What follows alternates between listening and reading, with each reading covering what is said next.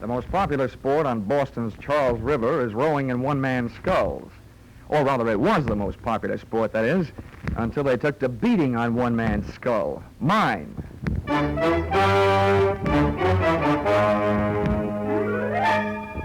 This is another in the adventures of America's fabulous freelance insurance investigator, Johnny Dollar. At insurance investigation, Johnny Dollar is only an expert. At making out his expense account, he's an absolute genius.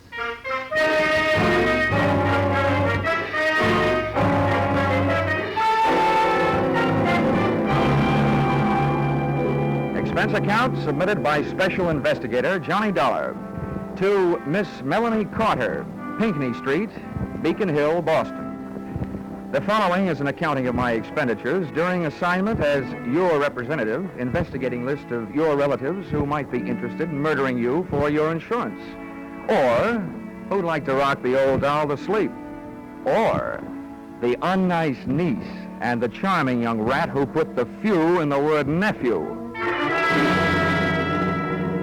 Expense account item 1, $5.98, airfare, Hartford to Boston. Item 2, $3.25, cab fare, Logan Airport to your residence on Beacon Hill.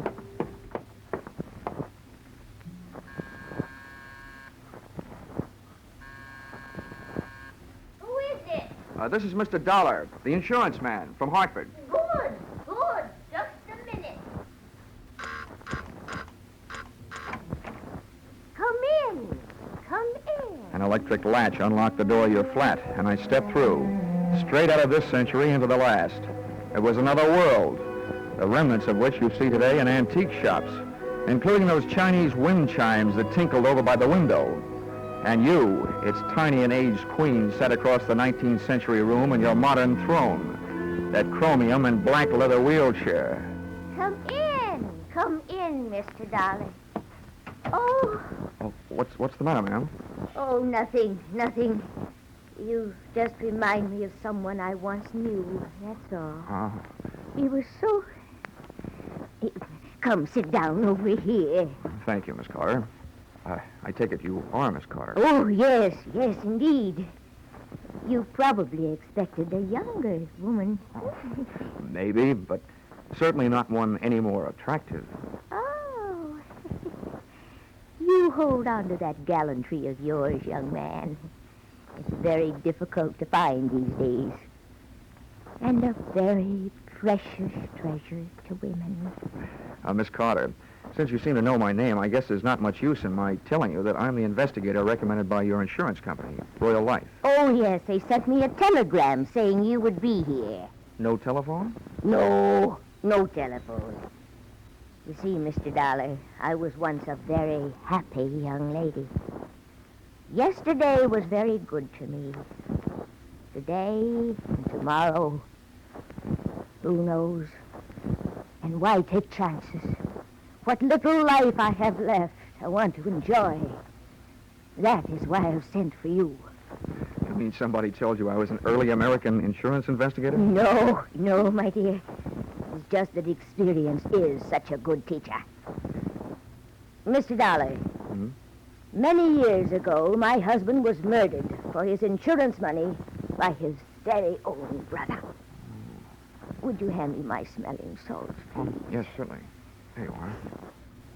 Well, fate was very quick in passing judgment on the case, because the brother was killed by a runaway horse as he was leaving the scene of his terrible crime. I not only received my half of the insurance money, but also the half that would someday have gone to him. Oh, and now you feel that your life may be in danger for the same reason. Oh, well, whether my life is actually in danger is not the most important thing. It is my mind that is in danger. The beneficiaries to all of my insurance, and as the company may have told you, it is a lot of insurance, are my niece and my nephew, the children of that murderer. You see, I adopted them after their father's death. Oh, bad blood is bad blood, Mr. Dollar. And I want you to make sure that I am not engulfed by it. So, with the two names and addresses you gave me, Written in your precise copperplate handwriting, I set out to give the once-over lightly to the two people you were afraid might someday give you a once-over not so lightly. Move number 1. A quick trip up the financial pathways worn bare by credit bureaus, income tax investigators, and other types of snoops. I learned that thanks to your generosity, both your niece and your nephew had just enough to live graciously on, and thanks to your frugality, no more. Move number 2. A quick trip to Cambridge, the address of your nephew, Chalmers Carter. A stylish fire trap near Harvard Square. A maid let me in and summoned her mistress. Her entrance was announced by the jangling of a stack of bracelets and bangles running up her arm. So sorry to keep you waiting, darling. What was it you wanted? How do you do? Mrs. Carter? I am. Yes, I'm Crystal Carter. Of course. Oh, I say, that's a beautiful suit you're wearing. Not Boston, I can tell. No, New York. $185, right off the racks. Mrs. Carter, the maid tells me your husband isn't at home. Oh, I know. He isn't? Well, when do you expect him back? He always calls me before he comes. Why? I want to talk to him. That's why. Business, you know, that old stuff. Oh, business. Who can have any fun business? Hmm? Who are you, anyway? Hmm? Sit down. I'm a guy who suddenly knows what the old-fashioned Iceman must have felt like. Huh? Oh. Who are you, I ask? Mrs. Carter, I am what is known in the investment business as a finder. My job is to find money for people who have bona fide projects, but who are short on cash, with which to develop them. Oh, that sounds like a lovely job. It is, when you find the money. You work on a percentage. Now, right now out in California, there's a little man who some time ago bought a lot of oil rights covering a big piece of property. It's right near Newhall, where there's been a lot of gushers coming in. He's got the property. I'm looking for the money with which to develop it. I hoped your husband would be interested. Oil? There's a lot of money in oil. Well, of course he's interested. I'll call him right away. Before you do, maybe I'd better tell you. What I'm looking for is a lot of money. Uh-huh. So unless your husband has a lot available, it'll be no use. Well, he can get it. I'm sure he can get it. He's often told me all I needed was one big chance. Maybe this is it. I know where to reach him on the phone. Where can he reach you? The chance to make a lot of quick money melted the love light right out of Crystal Carter's eyes. And if anything, the money look that replaced it was even wilder. She moved fast. By the time I got back to my hotel, there was a message there telling me where I could find her husband, Chalmers. And her directions took me back into a taxi, back across the Charles River, and move number 3 to the Bayshore Trotting Club, a fancy little track where millionaires who like the smell of stables see how fast they can make horses trot. Chalmers Carter was up there among the rest, in spirit if not in prosperity, sitting in a low-flat grandstand watching the afternoon workouts, knowingly holding a stopwatch in his hand and keeping one eye on a blaze-faced filly who was kicking up the dust in the racing oval, and one ear on me. And as you may or may not know, Mr. Carter, the best thing about an oil investment, the first 27% of your income from it is tax-free. What? Say that again. That's right. The first 27%, tax-free. Dollar, just how much money do you need? About 120,000 should do it. 120,000, huh? All right, I'll see what I can do about it. What did you say about 120,000, Carter? George. When you get your hands on 120,000, Chalmers, don't forget the 500 you owe me. Move number 4, a quick trip back across the one more river I seem to have to cross, the Charles, to a pompous little apartment on Bay State Road, where I found your niece, Sophia. Very pretty, but very stuffy. Your proposition interests me. However, I would naturally first have to check everything very closely with my business advisors. Oh, naturally. This first visit is only to find out whether you are interested and whether you do have money immediately available. Immediately? Yes. I see. Very well. I think it can be managed. Then, having made those moves, I was in a hurry to move you out of the way, which led me straight back to your flat on Pinckney Street, Beacon Hill.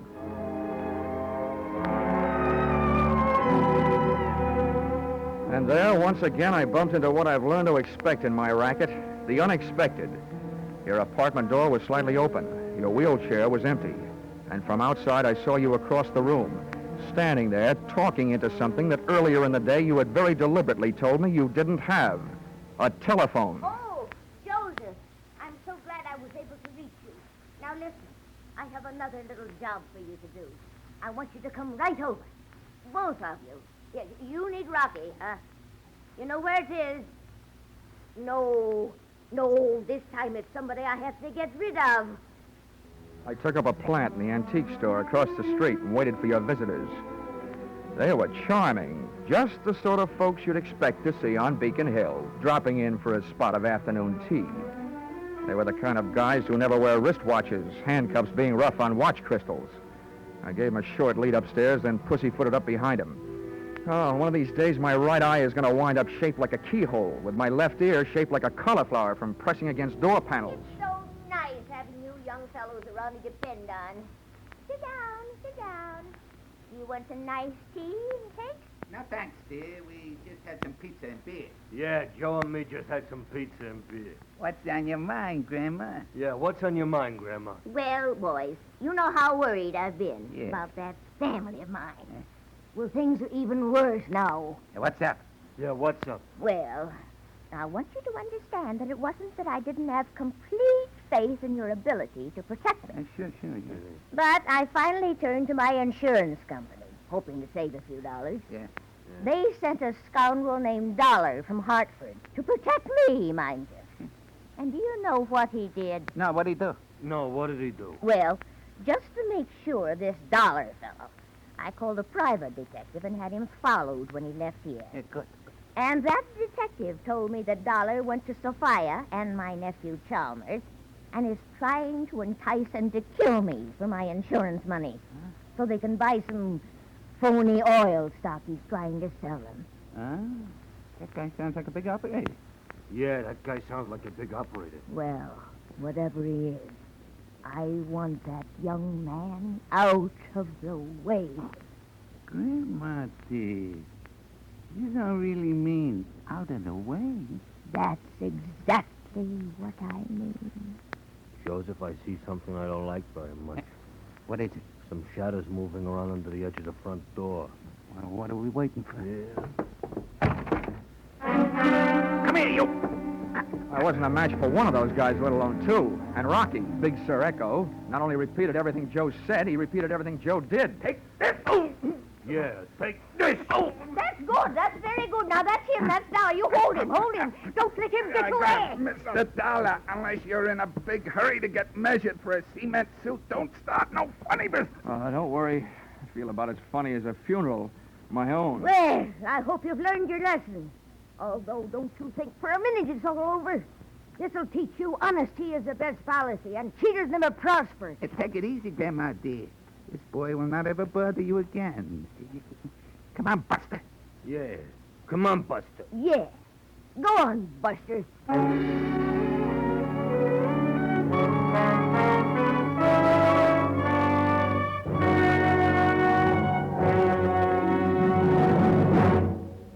In just a moment, we will return to the second act of Johnny Dollar. But first, this fall, you hear them all on CBS, and you hear from the top mystery writers as well as top stars like Jack Benny, Bing Crosby, and the Lux Radio Theater luminaries. One such master of mystery, Raymond Chandler, and his world-famous private eye, Philip Marlowe, will be heard from later tonight on most of these same CBS stations. Be sure to hear this latest, hard-bitten, wisecracking adventure of Philip Marlowe later tonight, won't you? Tune in this fall for the show that you love best of all. Listen carefully, here's the address. It's CBS. Now, with our star, Charles Russell, we return to the second act of yours truly, Johnny Dollar.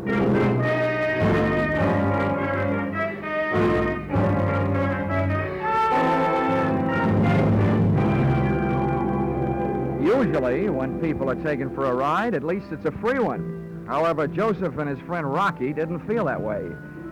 So, expense account, item 3, $1.20, cab fare, up Tremont Street toward Boston's South End. The three of us sat packed in the back of the taxi with me in the middle. And just as we passed King's Chapel burying ground, Rocky and Joseph suddenly felt the urge to be alone with me. Hey, driver, crank up your window. We wish to be in private. As it happens, I can't. The crate fell off. Yeah, you and your lousy cab. Yeah, you and your lousy kid. Well, step on it.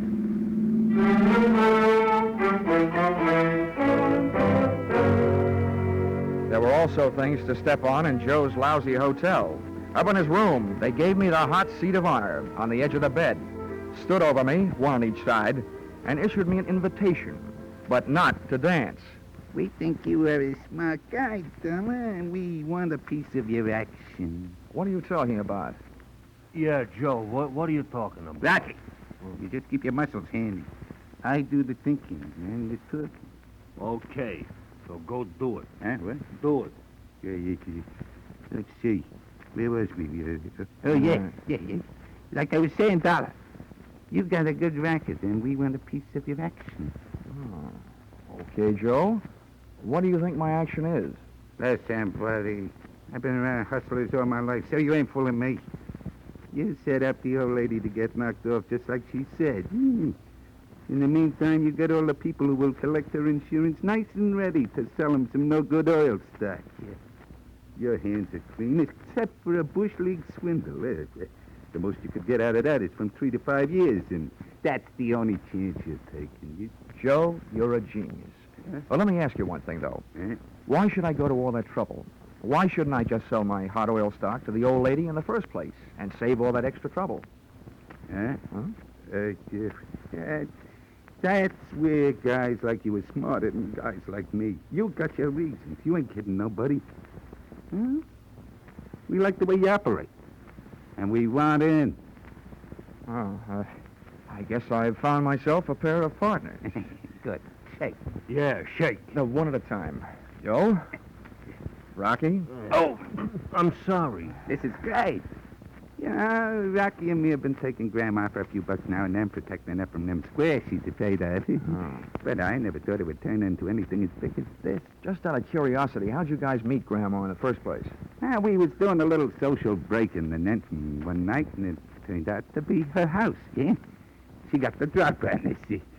We seen her there in her wheelchair, pushed her into the bedroom, and went to work. Yeah, went to work.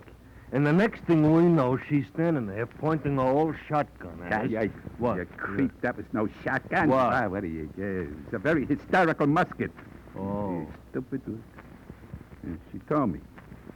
Let's see, where was we? Anyway, that's how we met her. She made us a deal. She wouldn't call the cops if we'd done her a turn. Besides, she paid us for it. We ought to have a bottle sent up, yeah? What for? Well, all we got to do is wait till the nephew or the niece knock off their ante. So why not have a drink while we're waiting? Oh, whoa, now hold everything. That's not the way to do it. How come? Yeah, how come? Now, look, if we sit here, we blow a big chance.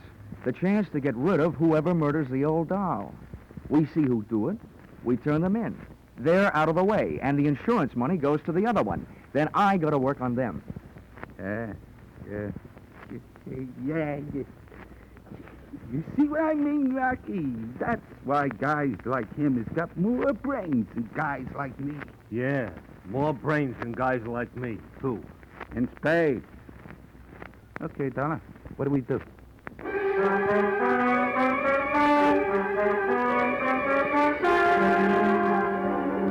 I was in a bad spot, but I'd put you, Auntie Carter, in a worse one, hoping to attract any bad apples that might be hanging on your family tree. Then all of a sudden you decided I was a worm and eliminated me as your number one protector. Among your spoiled family fruit, there was nephew Chalmers, fishy-eyed and money-hungry, his wife Crystal, who was no killer to look at, but who could be sure of her with a gun in her hand. Then there was Sophia. She was stuffy, but strangely reminded me of a precocious young lady who strangled her mother so that she might wear her evening gown to her high school senior prom. So, when Joseph, expert in giving a fellow's eye a coat of many colors, asked me, what do we do now, I honestly didn't know. The best answer I could come up with was get back to where we could keep an eye on your address on Pinckney Street. But when we got there, Pinckney Street was blocked off by blue uniforms, and reinforcements were still arriving. Hey, what's going on? Yeah, what's going on? Well, you gotta be sure of one thing. This ain't the policeman's ball. Look, how well are you guys known to the Boston police? And some of their best quiz masters have failed to make us talk. Yeah, they failed to make us talk. Okay, you better let me go ahead. Not too far ahead. Don't worry. Hey, look, Joseph, Huh? the cops are coming down out of her house. Oh. What do you mean now? Looks like the job is all done. Yeah, I'd better get up the hill and find out for sure. Don't forget, partner, we're watching. Don't worry. Keep moving, folks, with it. Just keep moving, mister. Hey, officer. Officer. Yeah. I'm Dollar of the Boston Globe. Ah. What's going on? Am I going to make the front page? Yeah, you might. Well, what's it all about? Some dame, a friend of the commissioner's, called for protection. Oh, I thought it was a murder. It is. By the time we get here, the dame up there is colder than Sunday morning beans. How do you like that? Hey, Dollar, when you're writing this story, my name is Fred Mosher. Huh? Oh, yeah, Fred Mosher. Yeah, I used to play basketball for the Boys Club of Boston. And when you're writing this story, put my name in, will you? The wife will get a kick out of it. Well, I got to get back to headquarters. Headquarters. Hey, officer. Fred. Yeah. Come here. Listen, I'll see that you get your name in the paper if you do me a favor. Oh. Act like you're arresting me, will you? A couple of friends of mine are just down the street. I want to pull a gag on them. Sure. With or without handcuffs. Anyway, just grab me by the elbow and throw me in that squad car.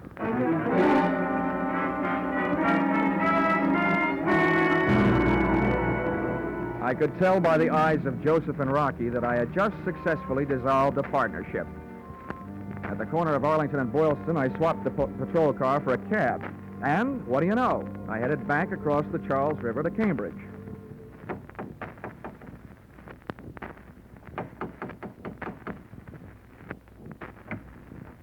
Oh, hello, darling.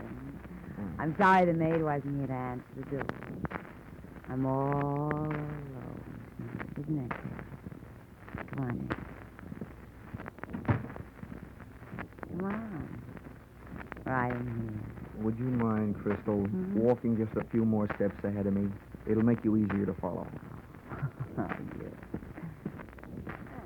Here we are. Make yourself at home. Where's your husband? Oh, stop worrying about my husband. He had to go out for a while on business. I told you before, he always calls before he comes home. In case I wanted to bring something. How long has he been gone? I wish to stop worrying about you. Why don't you stop paying some attention to little Crystal? Wait a minute now. Stop. Get a grip on yourself. Wait, watch it. Crystal, what are you up to? So, Oh, dear. Stop it. Stop it, I say. Oh, it's you, Dollar. A finder, huh? Just what are you trying to find? Now, wait a minute, Carter. Oh, Chalmers, thank heavens you got here. He forced his way in. He's from New York. I am not. I'm from Hartford. It's only my suit that's from New York. Why, you despicable cad. I've a good notion to thrash you to within an inch of your life. I was certainly in no position to ask any questions around there, so I hit him a shot in the whiskers and left. And where do you think I went? Back across the Charles River to Bay State Road and Niece Sophia's pompous little apartment. Nobody answered, so I broke rule number 3 in the book of how not to get your head split open when nobody answers the door. Picked the burglar's friend type lock and went in. I thought at first I'd set off a new, polite kind of burglar alarm, but it was only a grandfather clock tolling out 10 p.m. as the moonlight boffed me smack in the kisser. First thing I saw out the window was my friend the Charles River, over which I'd made more crosses than the X-Man in a tic-tac-toe tournament. My tongue was as dry as that was wet. The second thing I saw, thanks to my fountain pen type flashlight, was an open drawer in a kidney-shaped desk. Sophia Carter was no housekeeper. The white paper lining inside it was dusty, except for the portion that held the vacant outline of a junior miss-sized revolver. Then the lights went on. Well, Mr. Dollar, you'll be the death of me yet. Auntie, What are you doing alive? Oh, you're surprised. You hoped I'd be dead, didn't you? Well, I'm not. I'm not, you see? Yeah, I sure do see. But you'll be dead if I pull this trigger. Honey, when I don't walk in on a man with a gun in his hand, it's a matter of courage. When I don't throw a flying tackle on a girl with a gun in her hand, it's a matter of etiquette. And when I don't get rough with an old lady holding a gun in her hand, it's a matter of knowing that at your age, your reflexes are gone. You can be taught kind of things. With me holding your gun hand straight up overhead, I hope nobody's at home upstairs. Here, give me that. Let me go! Let me go! Don't you kill me. Everybody's trying to kill me. Sophia was when she came to my flat this afternoon. Oh, which must mean that Sophia is the body in your flat tonight. The body I thought was yours. I know she was. She's been threatening to kill me for years. Now, what's that you've got in your other hand? No, you can't. Here, give it no, now. No, you can't. Come on. No. What I ripped out of her hand was a very old note, written on very old paper. Give me that. And reading it, what with the clawing, scratching 82-year-old woman tucked under one arm, it read like a voice from out of the past. That is mine. The voice of that 82-year-old woman's long-dead husband, Caleb Carter. To my beloved niece, Sophia, in these last remaining moments of consciousness, I tell you this. My wife, Melanie, has made repeated attempts upon my life. This time, I'm afraid she has succeeded. Also, crushing the life from your father, my brother, beneath the wheels of her carriage as he rushed to my rescue. Well, I guess this means that Sophia had this letter and has been holding it over your head for years. She's been blackmailing me. Blackmailing me. Melanie, it was your conscience that first called me into this case to protect you from your relatives. It was your conscience that hired that private detective to protect you from me. And it was your conscience that got you mixed up with Joe and Rocky to protect you from the detective and me. Then again, it was that same old conscience that called in the police to protect you from your gangster friends. Now there's only one more thing, I hope. What's that? That same conscience will prevent you from making an undignified surrender. My arm. Thank you, young man. Your arm.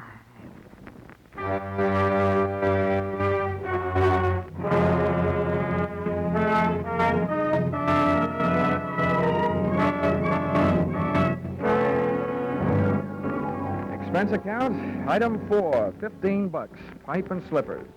Appeasement to Chalmers Carter, nephew of the accused. To give him a symbol that all I was really trying to find was a way to straighten out his home life. Item 5, $50, a personally autographed check in lieu of his name in the paper to Patrolman Fred Mosier, so that the wife would still get a kick out of the publication of his name on the payable to line of said check. Expense account item 6, $15. Gift to Joseph and Rocky. 1 roll of tickets on the River Queen sightseeing boat, which gives daily round-trip tours of the Charles River. Maybe they'll do me a favor and fall in. Item 7, $5.98. Airfare, Boston to Hartford. Expense account total? What's the use? Where you are now, Aunt Melanie Carter, you're never going to be in a position to pay. I won't even bother to sign it. Yours, truly, Johnny Dollar.